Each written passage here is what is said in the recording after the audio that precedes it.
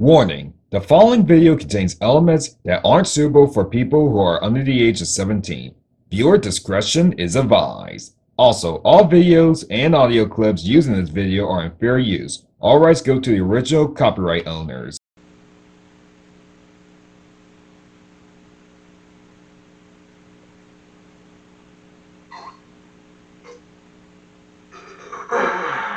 Oh my god.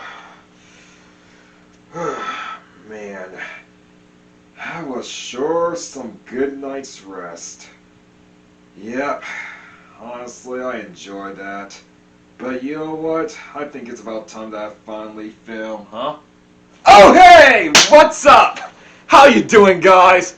So, I'm assuming you've come here to see what my mid-34 songs are, right? Alright, great. If you haven't seen part 1 of this Rankdown and want to know what my bottom 33 songs are, the link is in the description.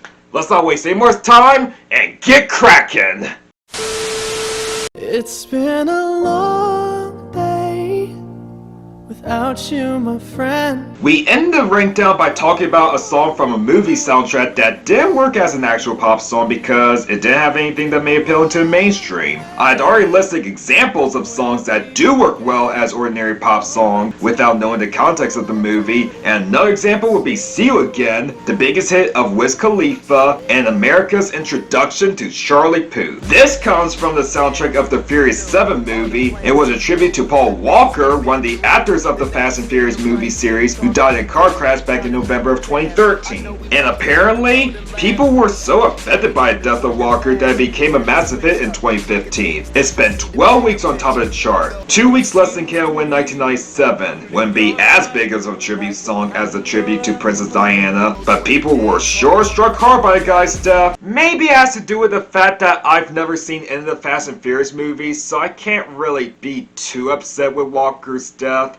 But even if that wasn't the case, I still wouldn't care for the song as it just sounds like your typical inoffensive radio filler song. The instrumentation is very bland and doesn't give you the feeling of feeling sad that someone just died. Besides Charlie's chorus, the lyrics don't really go into detail on how great of an actor Walker was, his impact on the movie series, or how much they miss him, but instead focus more on the friendship of Walker's character in the movie and how they had to go their separate ways like a friend moving to a different neighborhood. So Wiz was really of his depth when he wrote his verses. Speaking of Wiz, I don't see him putting any emotional depth in his performance, and while Charlie's chorus may be delivered better, he still had that whimpering voice when he was a terrible musician. So yeah, again, as someone who didn't know who Paul Walker was before his death, I don't think this was a good tribute song to him, and it definitely wouldn't be a good tribute song to use for anyone due to how vanilla this feels for a hip-hop tribute song. Seriously, this has got to be one of the weakest tribute songs from a rapper I've heard. You can have this read by one of my favorite musicians and still won't get any reaction out of me. Excuse me if I get a little bit elitist here, but I think I speak for everyone when I say that Bone Thugs-n-Harmony and especially P. Diddy did this kind of thing better. Both of those tribute songs that were huge at the time got everything right, from the performances to melancholy production and heartfelt lyrics, and they literally made me have tears in my eyes when I listened to them. This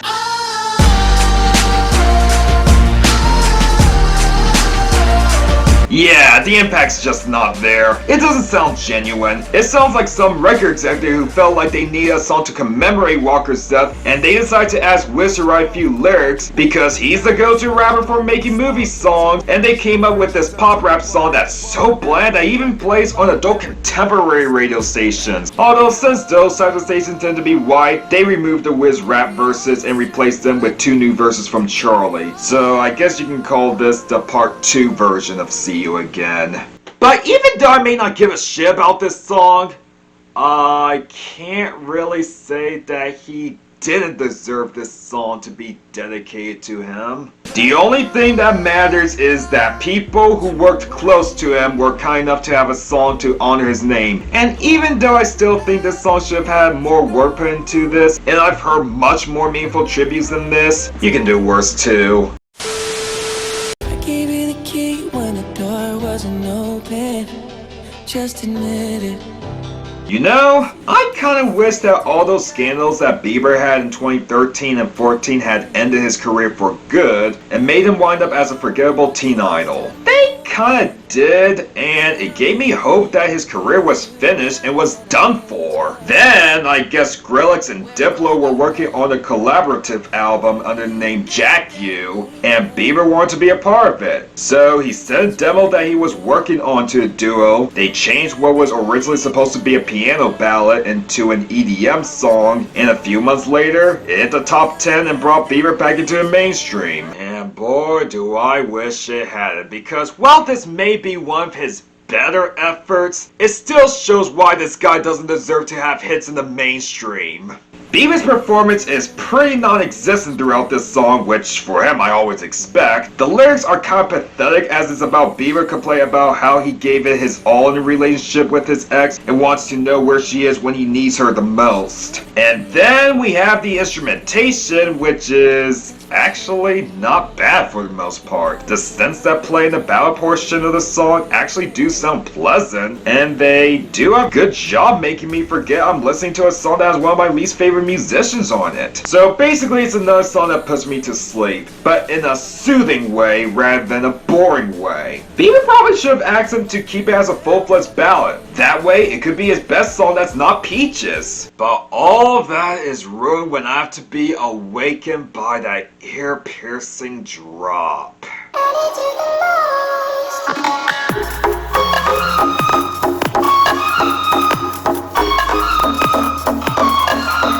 What am I even listening to? I don't know how anyone can salvage this drop. It literally sounds like someone who sucks at playing the recorder so much that it gives you a painful headache to the point where you need to lay it off, but you can't because that damn guy who can't hit a note properly on the recorder keeps hurting your ears. And throwing the trap percussion on that drop doesn't improve it. What could have been a pleasant, peaceful song that I might have automatically put in a decent tier despite the guy who's singing it turned out to be brought down by a few bad qualities, and Bieber's barely even one of them. And because he wasn't the worst part of a song that has him do most of the heavy lifting, it paved the way for him to have a huge comeback era. More on that later.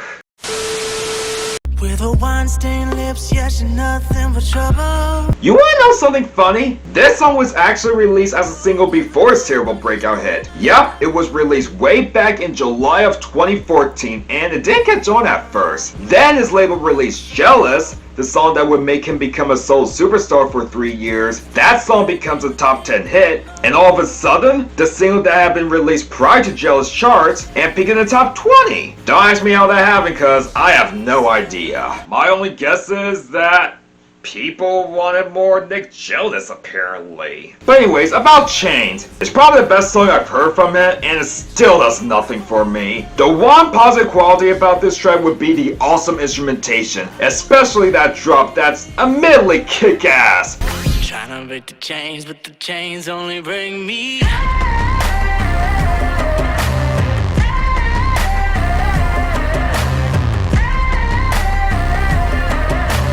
Too bad most of it was wasted on someone who's still trying to channel his inner J2 to support results. I can't get over his weak and whiny vocal performance, and I'm not the biggest fan of the lyrics about him being trapped in a terrible relationship either, especially since he's the wrong guy to sell this concept. But because the production is really good, and I'd go as far to call it great, it's one of the higher songs in the med tier. I'm here for a good time, not a long time, you know. I haven't had a good time in a long time, you know. You know, for a song about feeling blessed and celebrate your accomplishments, all three rappers really sound like they're miserable, and none of that is helped by the beat, which while it does sound decent, doesn't really give you that sense of accomplishment at all. None of the lyrics they rap are memorable either. Overall, it's just your typical brag rap song with a beat that doesn't match the tone of the lyrics and doesn't give me much to say.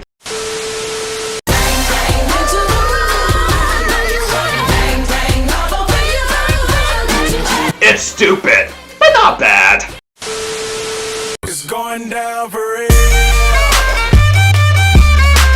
You know, I actually used to like this song back when it was popular, and there are actually some elements that still hold up. I still enjoy the chorus from Shades of Gemini, and that saxophone riff, which is actually a sample of a remix version of Low Rider produced by Lucas, which is why he has a feature credit on the song. But besides those elements, I realized over the years that both verses from Sage and Flow Rider kinda suck, and so does that lift it, drop it, shake it, pop it bridge. Lift it, drop it, shake it, pop it. Lift it, drop it, shake it, pop it. It wasn't like that when I was a teenager, as I probably didn't even pay attention to them, but 6 years later, they're just too much for me. Times can change when you grow up. What do you mean?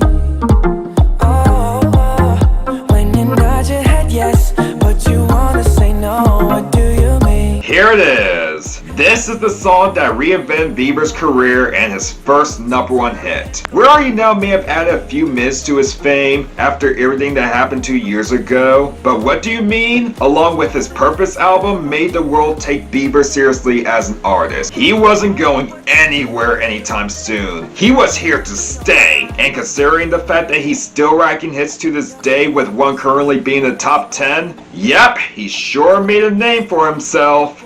As far as my thoughts on his huge comeback single go, I think it's the best example of a song that does everything right, but could be better if someone else was singing the song. The production is really good, the lyrics on Looking for Romantic Clarity are serviceable enough, and Bieber's performance is tolerable even though it isn't anything different from his usual self. But just like with Chains, no matter how hard I try to get into this song, especially when it has production this good, I can't, because it's sung by someone who just can't show any personality. I know that's not a good reason to not give it at least a decent rating, but with the exception of that hit song he had in the spring, he's just never made anything above average, and there's no reason for me to listen to this song when there's other songs that have production just as good, but better writing and charismatic performance who can sell the writing.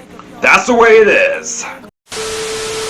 You're the light, you're the night, you're the color of my blood. So as you might remember, if you were paying attention to pop culture in 2015, the 50 Shades of Grey movie was a thing that happened. Now, I haven't seen that movie, and I think that should remain because even though I'm not much of a movie watcher, I've heard a lot of people talk shit about it, and I only go on my way to watch movies that interest me and are good. But there was a successful soundtrack from the movie, and spawned 2 hits from it. One of them was Love Me Like You Do from the lovely Ellie Goulding, and boy, was this underwhelming.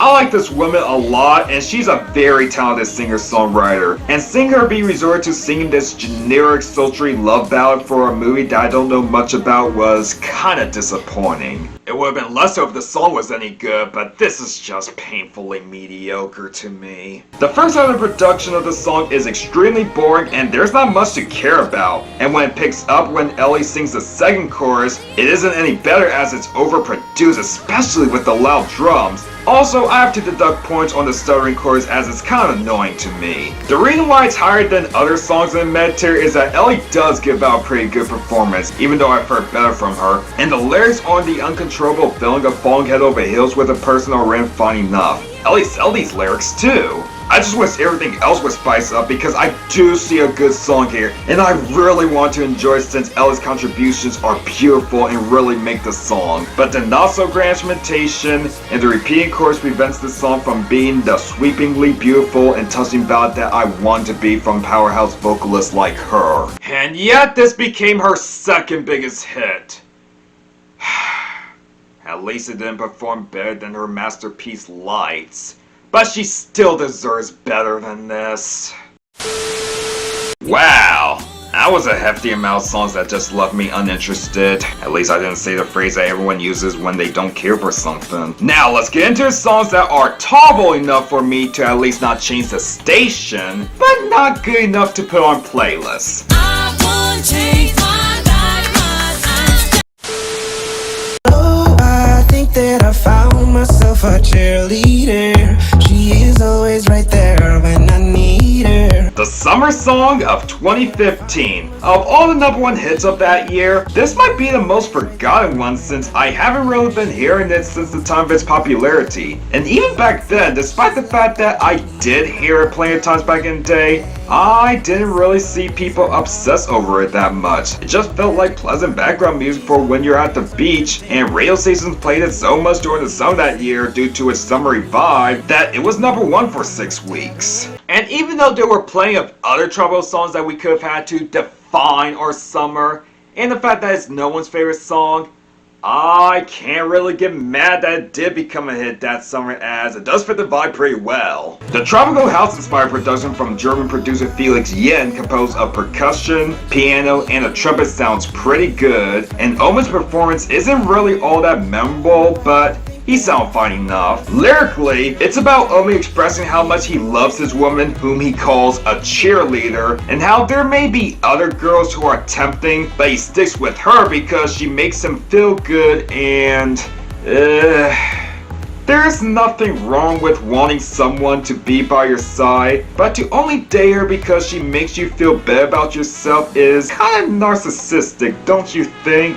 But in that, it's a pretty decent remixture reggae fusion song from 2012 that, while I don't hear it often nowadays, does a serviceable job giving you that summer feel. I'm in my 14 carats. I'm 14 karat. Doing it up like my haters. Ah, Selena Gomez. Everyone knows who she is, right? Yeah! You know, if there was any artist of the 2010s decade that I'd call extremely overhated, it might just be her. But I don't really have time to go into details on why I think that. I'll probably save it for a different video though. But anyways, here we have the first single off her sophomore album, Revival, Good For You. And like I said in my top 4 review for June, this song is weaker than the awesome Olivia Rodrigo song the same name. But that doesn't mean this song isn't bad, because while it may not be Miss Gomez's best song, it is on a pretty satisfactory level. Many people view this song as a slow, somber love song where Selena attempts to pull this sultry, sexy vibe and fails because of how the instrumentation is too boring and how weak and dreary Miss Gomez sounds on the track, and I originally viewed it like that as well. Although in my case, it was less me sleeping while the track was playing and more being disappointed that she's not leaning into the sultry vibe of the song more and not sound like she really appreciated the listener's company. The song overall felt very empty, depressing, and a little bit desperate in my book. But then on repeat listens, I thought to myself, what if that was the point of the song? What if instead of being this slow sex jam, it was about Miss Gomez being heartbroken by a failed relationship? Make you never wanna leave. I won't. The bleak instrumentation, her desperate performance, and all the lyrics on everything she'll do to look good for this person? Yeah! It might just be a song about Miss Gomez trying to get back with some guy who broke up with her a while back. She felt like she wasn't good enough to satisfy this person's needs, so she wears skin-tight dresses and makes her hair nice just so this guy can get back with her. Now, as much as it's better to find someone else who will appreciate you better, there are times where you just can't get over that person who dumps you, and you feel like you didn't mean to disappoint them. So because you have strong feelings for them, you'll do anything for them so they can take you back. And having that interpolation of the song actually made me have a better appreciation for it. But even with all that, the instrumentation's still too bleak for my liking. And while I can appreciate the realness that I think Miss Gomez projects on the song, I still think that it's the wrong way to go about relationships, and the song still makes for a rough listen.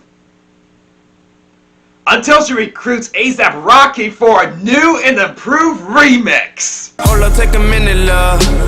Cause I ain't tryna fuck your image up. Unlike most pop songs that have guest verses, I'd say that Rocky's verse turns this underwhelming ballad into something more meaningful than I made it out to be and justify the submissive lyrics. He could have just spent his verse lusting over Selena and listed all the things he'd do to her in the bedroom, but instead, he's making sure that he doesn't fuck up her image and not ruin her reputation. And that might be the reason why he's not with her, because she sees Selena as this nice, beautiful lady whom he wants to be friends with and not do anything naughty with her. And I ain't trying to get you in the stuff, but the way you touching on me in the club, rubbing on my miniatures, John Hancock, fucking signature. Ooh. Anytime I hit it, know she finna fall through. But if he happens to give him back to the relationship, it's not because he wants to ruin her and make her feel bad about herself, but because he's a normal guy who just has these sexual feelings for her that he can't keep under control, which is something that people can relate to. I mean, let's be honest,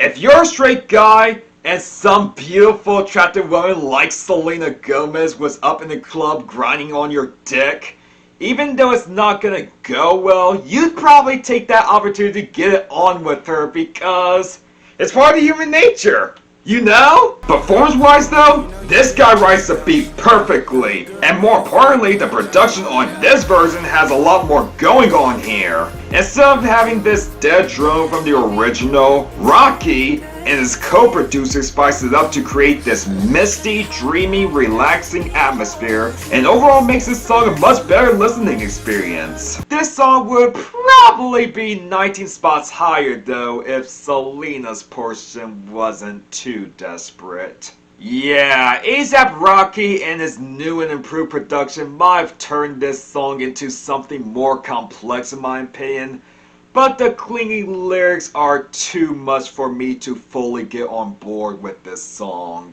In fact, there's another song from her on this year chart that handles this topic better and really struck a chord with me. Oh my god. But you'll have to wait a while to hear me talk about that one. I'm in love with the coco. I'm in love with the coco. Out of all the rap songs that blew up from Vine, this is the one song that I actually do get its appeal. This is supposed to be a joke song about OT Gymnastics' love for cocaine, and I'm not gonna lie, the track got a lot of laughs out of me. The beat kind of matches the tone of Gymnastics being a coke dealer, and he came up with a lot of clever lines that rhyme with cocoa. But my favorite part of the song would have to be the legendary baking soda, I got baking soda line. Baking soda, I got baking soda. Baking soda, I got baking soda. You sure do, buddy. Man, that never fails to hit me. But despite the fact that I have so much praise for this track, it's not any higher because this is the type of song that I can only listen to when I'm in the right mood. And when I'm not, this could be fucking stupid and annoying. However, I'd be lying if I said that I didn't go out my way to listen to this song whenever I'm in the mood for some entertainment. Es que yo sin ti, tú sin mí, dime quién puede ser feliz. Esto no me gusta, esto no me gusta. Fun fact, this song right here was the first song to make the year-end chart without peaking in the top 40. Hell, it didn't even peak in the top 50. I remember watching the Double Agent's own ranking of the 2015 year-end chart where he pointed out that the song barely scraped on the year and despite peaking at 56. It was very shocking to me because at the time, I thought the song had to peak in the top 40 in order to be guaranteed to make a year-end chart. And due to my low knowledge of how the charts worked at the time, I couldn't pinpoint how El Perdón made a year-end chart without peaking in the top 50. 2 years later, I found out that it stuck on the chart for 30 weeks despite the fact that it should have gone recurrent according to the rules, and that must have allowed to have enough points to barely make the year-end chart that year. Since that moment, at least one song each year makes the year-end without peaking in top 40 due to being the recurrent rules, until it stops getting on the radio or sticking in the 41-50 range for a couple weeks. But as far as my thoughts on this song goes, it's a fine enough reggaeton song from one artist I don't know much about and another one I can't stand. And I'll leave you guys to figure out who is who. Nobody can drag me down. Nobody can drag me down. This is the point where 1D were on their last legs as a group. Zayn left to work on his solo career, and this song here was their first single without him, and it's okay. That's literally how I feel about this song. It's okay. The production's okay. The writing's okay, the performances are okay, everything about this song is okay. It works perfectly for a song that wouldn't change the station if it comes on, but wouldn't seek out on my own time, and it turns out to be one of the boy band's better songs. But not better than... We're only getting older, baby, and I've been thinking about it lately. Does it ever drive you crazy? Just how fast the night changes. Ha! Isn't it ironic how one of these last hit songs with Zayn is better than their first without him in my opinion, considering the fact that I don't really like his solo work? Well, if Drag Me Down was just passable radio filler for me, Night Changes is the type of song I listen to when I need to fall asleep. Yeah, I'll be honest, this song is kinda boring, but it's not the type of boring where you're like, are you finished talking? You're wasting my time! It's the type of boring where, while you know the song isn't all that interesting and you've heard its lyrical content a million times and done better, you're just like, what the hell, I could use some peaceful music to soothe me during the nighttime. It helps that all 5 guys give out decent performances and there's no weird elements that wake me up from my slumber. Where are you now? So, yeah, this song may not be all that interesting for me to go back to, but it's pleasant enough for me to be relaxed by instead of being tired by it. And you know just what I wanna do. I wanna rock with somebody. I wanna take shots with somebody. Oh yeah! I remember this song. It's the one that butchers up that iconic Whitney Houston song that everyone loves. And I used to hate this song back in the day because of that. Looking back on this song now, I don't mind it. It's got a nice beat, fun melody, acceptable lyrics on both Natalie and Jeremiah hanging out with each other at a club, and the 2 singers giving out better performances than I expected from them. Heard much better club songs than this, but for what it is, it's not that bad of a hit to have as a one-hit wonder. Looks like this year might be on par with 2020, as this is the second time that more than half of the songs are in the 2 highest tiers. And when I like more than half of the songs on the year-end chart, 96% of the time means that it was a decent year. But unfortunately, we're not starting off on a good note since the first song to show up is from a recently hated artist. Another one bites the dust. Oh, why can I not conquer love? So as you know, Sia's been into some hot water lately. This year, she released a movie called Music which got a lot of deserved flack due to how ableist it is. I am not going to go into any details on it since my channel is supposed to be about the music, not movies, but the short version is that people got furious at her for casting Maddie Ziegler, the dancer that stars in most of her music videos, to play the autistic character in the movie instead of giving the role to someone who actually has autism. When she saw the angry tweets she was getting, she handled the criticism by having a meltdown, defend the reason why she casted Ziegler instead of someone on the spectrum, and even calling one of the tweeters a bad actor. Things got worse when a movie trailer showed a scene of Ziegler's character having a meltdown and then being held in prone restraint, which is a very dangerous tactic that's killed hundreds of autistic people. And once the movie was released, people gave it the thrashing it deserved for making a mockery of every person that's on the spectrum. I am extremely disappointed to see it for making this ableist movie, because not only am I autistic myself, but I also didn't know that she was problematic before the backlash of the movie came about. She always seemed like a nice person to me in real life up until then. Her being ableist just came out of nowhere. Anyways, let's just talk about Elastic Heart. Setting aside who Sia has been found out to be as a person, I have to admit that this is a good song. The experimental production composed of a choppy sample mixed with trap percussion works pretty well. The lyrics on how Sia needs to convince herself that life is still worth living after dealing with a crushing relationship are really well. And Sia's frustrated and aggressive delivery gives the song some power as well. And it's just a shame that this song is really good as it is, because while Sia did have talent before and during her peak, due to her ableism, it's prevented me from listening to any songs I like from her outside my year-end listens. I usually always separate the art from the artist when it comes to consume music if I like the song. I unless the lyrics pertain too much to the artist's lives, then I kinda downgrade my rating a little bit. But even though this has nothing to do with Sia's actual problematic life, and I'm still giving this a good rating, I can't put this song anywhere higher than the bottom of the good tier. Which starts at the bottom have my rank down, which is perfect for her! Haha! Yes, sir! Oh, and if she hadn't proven to be ableist, this song would be around 34 my rank down for the record. So honey now,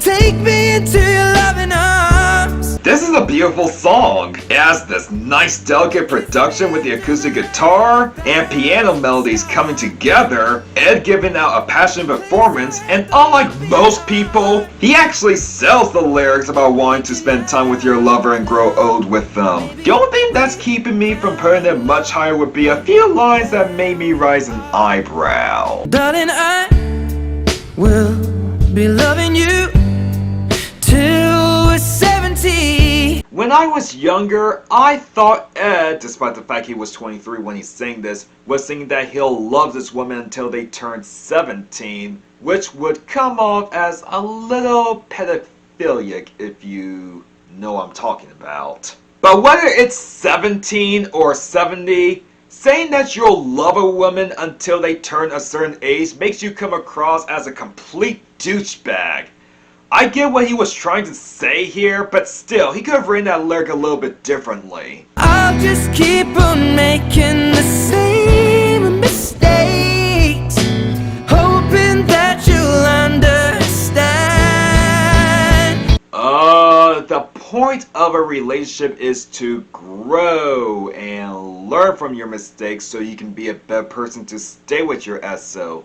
Not just repeating the same mistake, learn nothing, and hope that person will forgive you every time. Yeah, the song does have its flaws, but even with those lyrics, it doesn't stop me from enjoying the song, and I can see why people use it in their weddings. Nice job! If your chick come close to me, she ain't going home when she supposed to be. You know, it's kind of weird seeing Omarion on a 2010s year in chart because of all the acts who have been popular in the 2000s, this person would be the last one you think of to have a short-lived comeback, considering the fact that I assume most of you aren't even familiar with him. But he was one of the most popular R&B musicians of his time. He was part of a group called B2K, who are mostly famous for their mostly forgotten #1 hit from 2003, Bump Bump Bump, a song that's honestly better than it has any right to be. Once they broke up, he went solo and announced a couple hits throughout the mid to late 2000s, with his last being Icebox in 2007. Then he disappeared off the face of the earth for a few years, got signed to Rick Ross's label in 2012, and then 2 years later, he released his comeback song Supposed to Be, which probably only became a hit because it was produced by Mustard and featured Chris Brown. And as you can tell by my placement, I enjoy the song quite a bit. I know this is a song about stealing other people's girlfriends, which is a trope that goes against what most music critics stand for, but I ignore the lyrics here because I love this beat from Mustard. It's more complex than his usual beats, it just has a fun bounce to it. As for performers, I might be the only one who feels this way, but I don't think Omarion, and even Chris for that matter, come across as douchey people, but just some guys having fun performing this record they wrote together.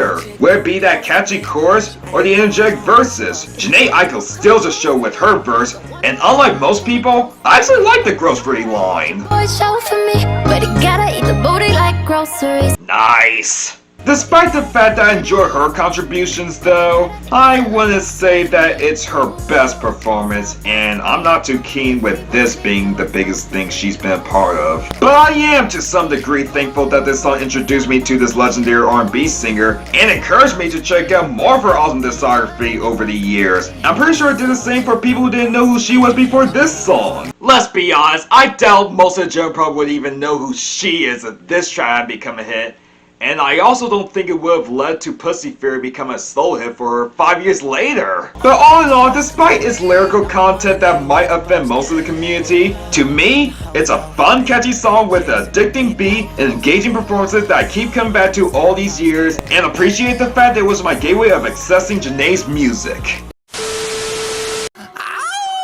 Baby, I'm playing on you tonight. Hunt you down, eat you alive. Just like animals, animals, like animals. Guilty pleasure.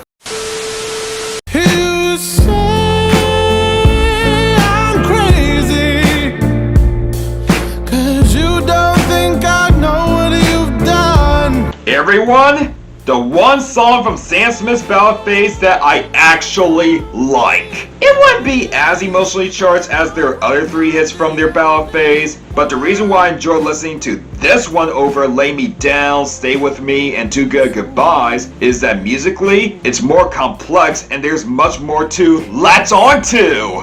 With those songs, the instrumentation was slow, drab, and lifeless. While I'm not the only one, the instrumentation is played at a faster tempo and has a little more energy to it. And as for Sam's performance, it's exactly how I want them to sound a ballad. They don't do any type of overdramatic wailing to tune me out, but instead, their voice is sung in the right somber tone for this type of ballad to work. The song is about Sam realizing that their lover's been cheating on them and their partner lying about when they voice their suspicions. Despite the fact that they really want to break up with that person, they can't do it because of how much that person means to them and how much effort they put in the relationship, and yeah. They do sure sound regretful in their relationship, and more importantly, I care about their pain for once! I don't think there's anything else to say here. I was really intrigued with what I heard here. Not bad at all, Smith. Not bad at all.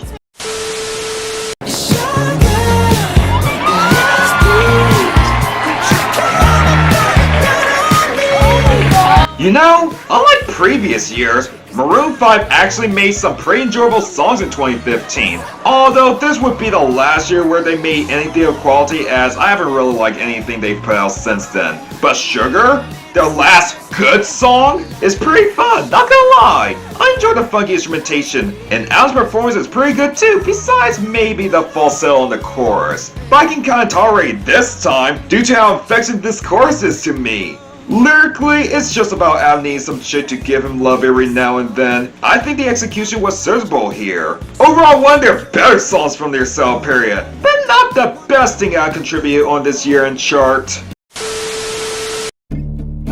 I think I've had enough. Man, I have a harder time figuring out why Rihanna decided to make Bitch Bet Out of My Money, because before that terrifying song, she hit the top 10 with a collaboration with Kanye and 1/4 of the Beatles, Sir Paul McCartney. It was and still is surreal that one of the musicians from the most iconic band in music history had his final hit in 2015, and not only that, but it was his first year-end hit in 29 years. Yeah! He didn't have any songs to peak in the top 10 from 1986 all the way until 2015, which makes him have the record for the longest break between top 10 hits. Come to think of it, what was his last hit before this one?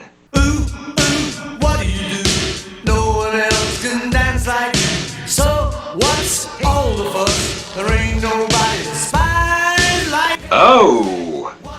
It was apparently a cheesy, outdated song for a spy movie. Yeah, I think I speak for everyone when I say that I'm glad Kanye collabed with him on Only One, because if that was going to be Paul's final hit throughout his entire career, that would have been a lousy way to go out. And it definitely would have led to getting 4 or 5 Seconds, which is one of Rihanna's better hit songs of the 2010s. Just like in that song where Kanye sings about his current life from the perspective of his deceased mom, Paul barely does any singing here. His main role is to provide the instrumentation, which is mainly acoustic guitar and an organ on the bridge. As for the lyrics, it's about both Rihanna and Kanye being 4 or 5 seconds from flipping out on a person that pissed them off to a point where they could go to jail if they release their frustration, and they hope Friday can come so they can party and get away from the stress they're dealing with. Rihanna's rough voice definitely portrays a woman who's just had it and needs the weekend at a club to worry her troubles away, and Kanye sings without his usual auto-tune and he sounds really good. The only reason why it's not any higher on my Rankdown is that while I do enjoy it and appreciate how well written and composed it is, it's not really a song that I'll listen to over and over again. And even though none of her other songs have that much depth to it as 4 or 5 seconds, sometimes I prefer fun and catchy over something a little bit more sophisticated. But still, this is a good song that I'm glad gave Paul McCartney a hit in the 21st century and saved him from having his final hit be that embarrassing spy movie song.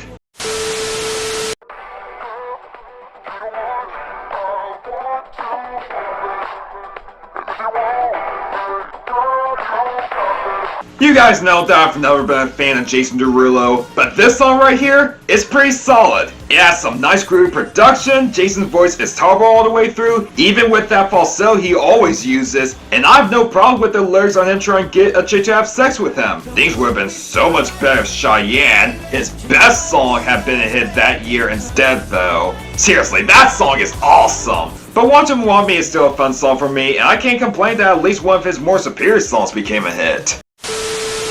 You used to call me on my cell phone late night when you need my love. Here's Drake again. You know, this man has had a lot of hits throughout the years that I've never really considered what his signature song is. Not necessarily his best song, but the song that people think of when they think of Drake. There's been a lot of contenders for that title, the most prominent being Marvin's Room, but if I had to choose a second, I'd probably go with Hotline Bling. This was the moment when Drake was no longer seen as one of Lil Wayne's proteges. He was already showing off his A-list status by having his own record label and giving one of the guys who used to be on his label his own hit, but this song right here was the beginning of a new era for the definitive artist of the 2010s decade. This was the point where he started being fucking everywhere in the music scene to a point where almost everything he does becomes a bona fide hit. I think the thing that might have helped Drake with his superstar status in the world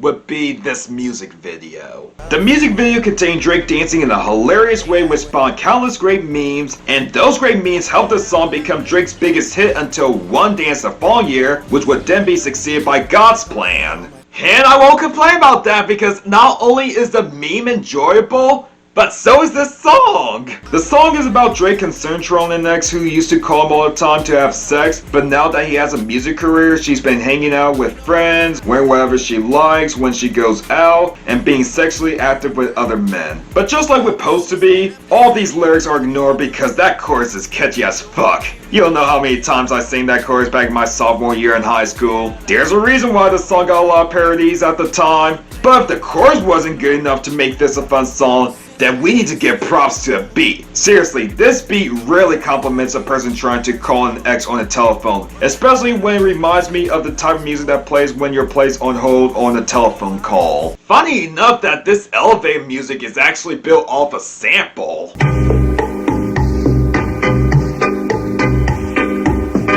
I hardly recall anyone mentioning this when talking about the production of this song, but 4 years after its release, I went through the 1973 year-end chart and I discovered a song called Why Can't We Live Together by Timmy Thomas. The instrumentation for that song sounded very familiar that it made me question if the producer who produced Hotline Bling had any inspiration from the Timmy Thomas song to make the beat for Hotline Bling. Once I looked at the Wikipedia article for the sample song, it was revealed to me that one of Drake's most iconic songs sampled a 70s soul song. Amazing discovery. But yeah, for a song to really make Drake the superstar that he is today, this was the perfect song to do it as it gave us an iconic chorus and probably the best meme of that year too. Baby, won't you come my way? Got something I want to say. Can I keep you on my bed? It's about time we finally got to this one-year wonder. Yeah, in case you don't remember, which I'm pretty sure you might, Fetty Wap was the biggest name in mainstream hip-hop in 2015. He had 3 top 10 hits that year, and considering the fact that mainstream hip-hop had to be played by awful Vine songs, I can say that having him around was a breath of fresh air. I wouldn't say he was the most groundbreaking artist. In fact, in a much better year for mainstream hip-hop music, he would have been one of those artists that people might have either thought was annoying or been a guilty pleasure for them. But compared to the hip-hop scene of this time, he was someone whom we really need in our music. He had this awesome knack for making fun and catchy trap bangers that put a smile on people's face, and his style was just overall infectious. My Way is the weakest out of the 3 hits he had, but it's still not a bad example of what the Jersey rapper can do. It has a nice piano-based trap beat, the interesting writing on Fetty trying to get with a woman and listing all the reasons why her ex is inferior in the process, and of course the bouncy flows and the extremely catchy melodies that just never tires you out. I especially love the call response section from the second album, Monty's verse. Cause baby, you the baddest. All this money, I'ma cash in. And I'm swerving all the traffic. While I'm trapping out the mansion. Not much else to say here. His other 2 hits are better and much more memorable, but this song deserves some love too.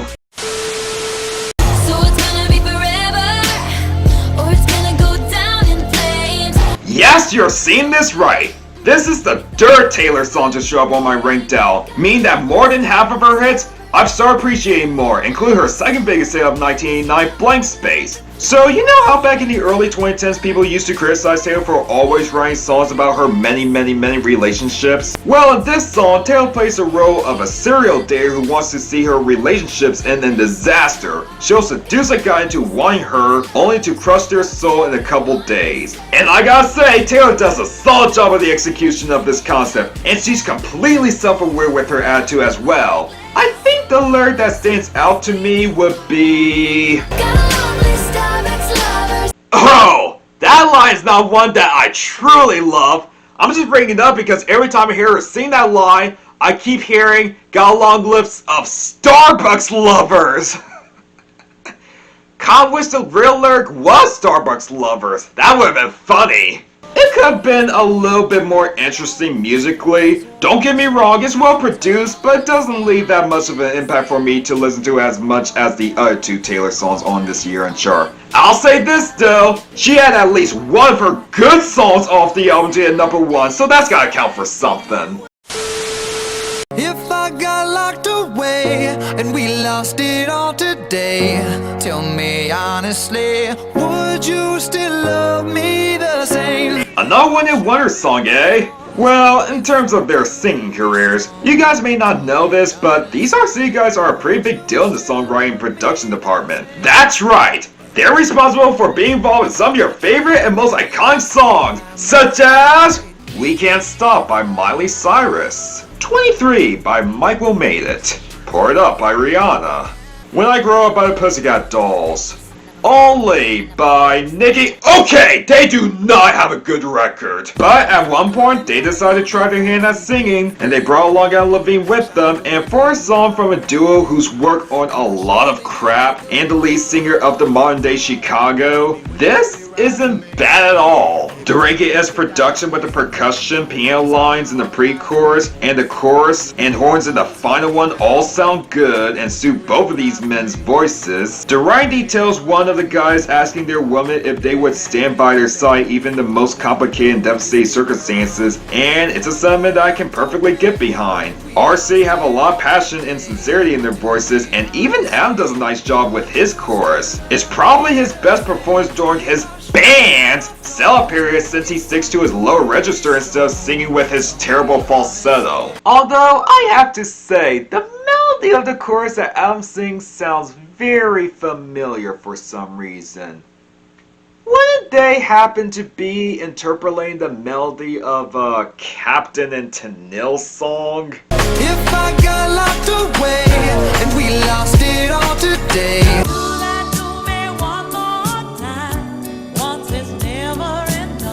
They had to have interpolated that lame-ass song. I mean, why else would Tony Tennille have songwriting credits on the song? Oh, and fun fact about the song they interpolated. Did you know that it's the former husband and wife duo's biggest hit in their careers? Not Love Will Keep Us Together, another song that's awful. This Vanilla Sex song, which hit #1 in the 80s, is their biggest hit despite their more memorable songs spending more weeks at that position. You know what?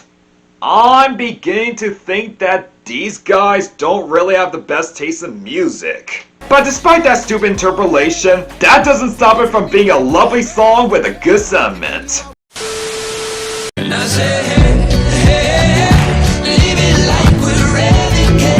You know some of the indie alternative songs from the 2010s sound like they were made for commercials? Well, Renegades by X-Ambassadors might be the biggest example of that topic because while songs like Feel It Still, Trampoline, and most of Imagine Dragons songs sound like commercial jingles, this song is a commercial jingle. Yep, this song was literally made only because Jeep wanted some sort of song to advertise their vehicle with the same name. But just like all the other examples I've listed besides Imagine Dragons, that doesn't take away the fact that this is still a good song. It has a very simple message, which is basically run wild and run free. And this song executes that message very well with Sam Harris's strong and gritty voice and the powerful guitar melody which makes you feel like you're in your Jeep Renegade driving away from all the chaos of your normal life just to celebrate your youthness. Of course these guys wouldn't go on to make a song as good as Renegades if their other hit and the album is from are any indication. But with this song, I was really impressed. Shawty, I don't mind if you dance on a pole, that'll make you a hoe. Well, this year in chart had two legendary R&B singers make a strip club anthem with Juicy J doing a rap verse. I can however see the strippers getting down and dirty with this one because this is better than She Knows in every single way. The production sounds more immaculate, Usher has more charisma to make this type of song work, and even Juicy J's rap verse was decent in my opinion. Instead of the message of the song being about how one is impressed that a stripper is good at their job, it's about Usher basically telling his girlfriend who is a stripper that he doesn't care if he's dating one. If stripping's her passion, go ahead and do it cause he loves her so much that he wants all the horny men to gawk at how hot she is. And I guess you don't get those types of people every day. Of course he's going the look but don't touch route, but still, it's nice to know that Usher's happy with his woman. And of course, I can hear how proud he is in the song. So yeah, I don't mind easily blows Neo's take on the strip club anthem out of the water, and I'm glad it was the bigger hit out of the two with this topic. How deep is your love? Is it like the ocean? What devotion are you? This is probably Calvin Harris's best pre-Funk Wave Bounces Volume 1 hit. The deep house production from him and Disciples is just gorgeous. It has a nice chill and restrained feel to it. The lyrics are extremely cheesy, but uncredited vocalists in the world sim make all these lyrics completely believable. The song is about a lover wanting to know if this love will truly last for a lifetime, and challenging her partner to go further into devoting his time for her, like she's done for him, and this lady's seductive voice gives this song the flavor it needs to sell this concept of the song. Now, if only Outside had scraped on the year end instead, then we'd really be talking, because that's my favorite song from him before the funk wave era. However, I'll forgive it because this is a very underrated track from one of the most famous producers of that decade. I learned the game from William Wesley, you can never check me. Back to back for the niggas that didn't get the message. So as you know, I've covered 3 years of my 10 months of being YouTube critic, and all 3 of them have had 2 solo Drake songs on those lists. And while both 2017 and 2020 had one good Drake song and one awful one, both of the hits he had in 2015 were pretty solid. I've already talked about Hotline Bling, and now we're at Back to Back, which was inspired by a beef he had with Meek Mill. Basically, Meek accused Drake for rapping a verse he didn't write off a collab from an album he dropped that year, and he dropped 2 diss tracks. The first was Charged Up, which was kinda boring, and the second one would be the one that made a year-end chart, and it is fire! The beat goes hard, Drake's got a sick flow, and these lines, man! I'm not sure what it was that really made y'all mad, but I guess this is what I gotta do to make y'all rap. I mean, oh, you love her, then you gotta get a world tour. Is that a world tour or your girl's tour? Yeah, trigger fingers turn to Twitter fingers. Yeah, you getting bodied by a singing nigga. God damn, I can see why me gloss a V. Those are some brutal lines right there. I don't think I need to say anything else here. This is just a lit track that all around put Meek to shame.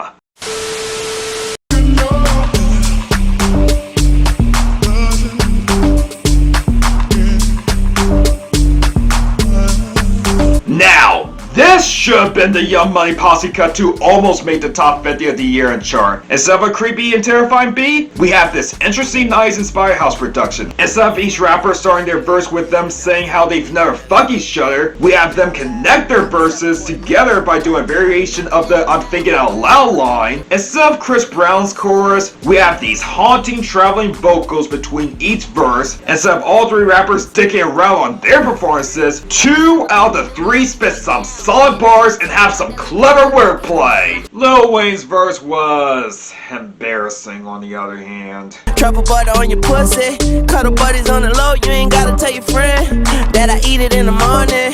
Cause she gon' say I know, can I hit it in the bathroom? Put your hands on the toilet, I put one leg on the tub, girl, this my new dance move. His entire verse took a lot of points off and kept it from just making the great tier. But other than that, no complaints.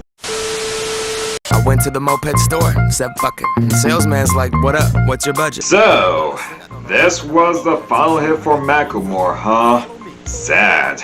Can't believe that out of all the predictions Thomas Jones has made over the years, this was the one where he was surprisingly right because this song did end his relevancy. I mean, he has had songs that have charted after this, some even going 20 weeks, but 1, they didn't even peak that high to make year-end charts, and 2, they're not really all that good. So as far as Downtown goes, it's a mess.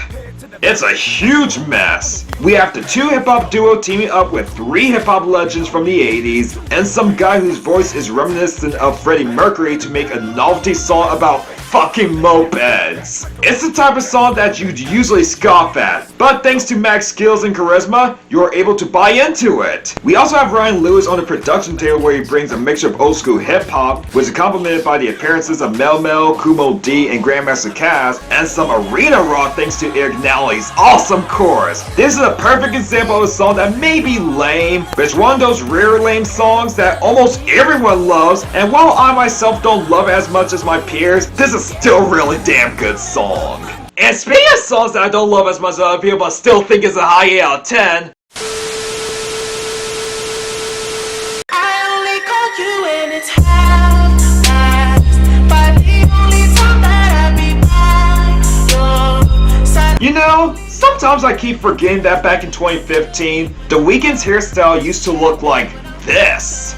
But anyways, we've now reached what used to be The Weeknd's biggest hit until Blinding Lights came along, and I never really liked it as much as other people. I mean, there are things that I appreciate about it. I like how real the song is and the dark and creepy vibe it goes for. It portrays The Weeknd as this broken, nihilistic asshole who's trying to force a woman to cheat on her man only because he feels dead inside and nothing in life excites him anymore. But the thing is that the lyrics don't make you believe that he's this cool bad guy that you should aspire to be, but they present a raw picture of who The Weeknd is in his real life, and his slurred, incapacitated, and raw performance captures this emotion perfectly. And so does this instrumentation with the ominous sense on the verses and the distortion that comes in the chorus, which adds to the gloomy atmosphere of the track. But I didn't put this song any higher because, well, I'll be honest, while it's creepy music done right, I don't really go back to it as much as his other hits due to it being too dark for my taste.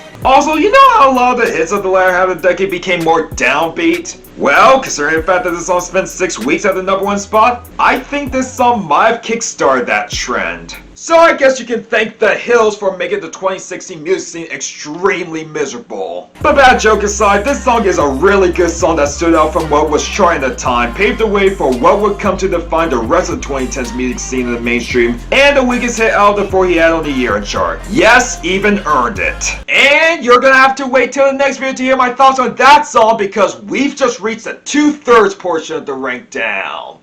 So, you know what? Actually, I've been having so much fun talking about these songs that I think I might cover another one! Yeah! Let's do that right now! Now if we're talking body, you got a perfect one. whatever happened to Tovlo? Why did America only allow her to have 2 hits? She should have had a couple more, cause what I've heard from her, she seems like a very talented lady. We have her second biggest hit, and apparently last in America, Talking Body, and this is a sexy song. Not the sexiest song this year in chart, we'll get to that in the next portion, but it does a swell job turning me on. The production is soothing on the verses and propulsive during the chorus. Toast performance is just fucking hot. And her sultry voice does these lyrics about getting over your problems by having lots of sex wonders. Although this song would be a bit better if there weren't too much reverb. Besides that one flaw, this song gets a thumbs up for me! Also, this may not be my favorite Tovlo song, but it is my favorite song of hers to see her do a live performance of! Yeah. Eh, what the hell, I'll keep the sex streak going by doing one more song!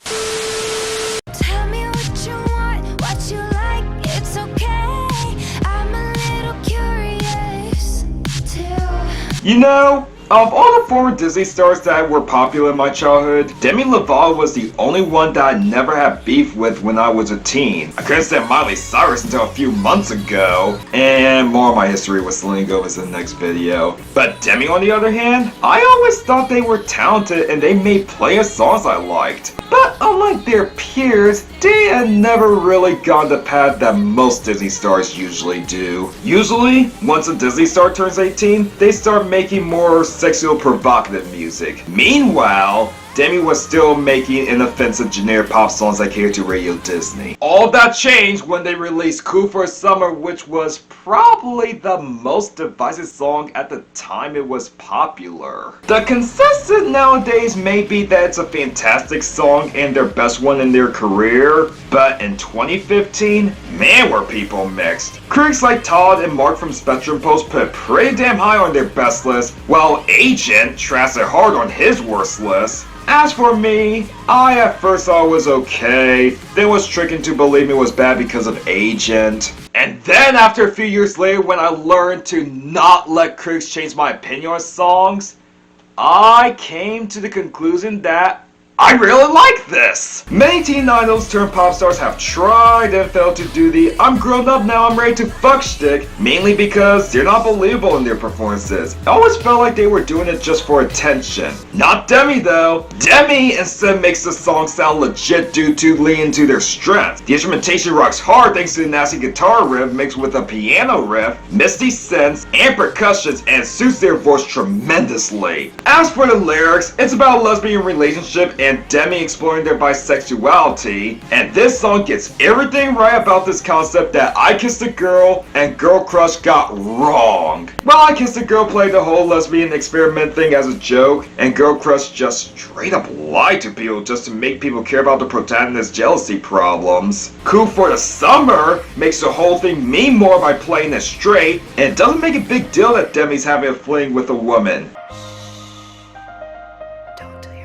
Man, Demi just pulls their performance effortlessly. I can't find that much wrong with this cool track. It's fun, sexy, and cool for summer, and is easily the best year-end hit out of the 4 Demi had. You know, Demi's really good making rock flavored pop songs. I honestly wish they made more songs with this type. Because between this and Confident, which is better than Cool for a Summer, and would have easily made a great tear in my Rankdown if that song had been caught in between years, pop rock brings out the best of them. And I think that's about enough songs for tonight, so I will end things here. Be on the lookout for part 3 of the Rankdown, where I discuss my favorite songs off this year chart. It's gonna be a blast, and you will not want to miss it. If you enjoyed what I had to say about my mid-36 songs, please leave a like and maybe consider subscribing to this channel. If there's anything you want me to prove on in the future, I'll be listening to your feedback. But until then, I'm Mike Doug Music Card. Thanks for watching this video, and I'll see you in a couple weeks. Peace!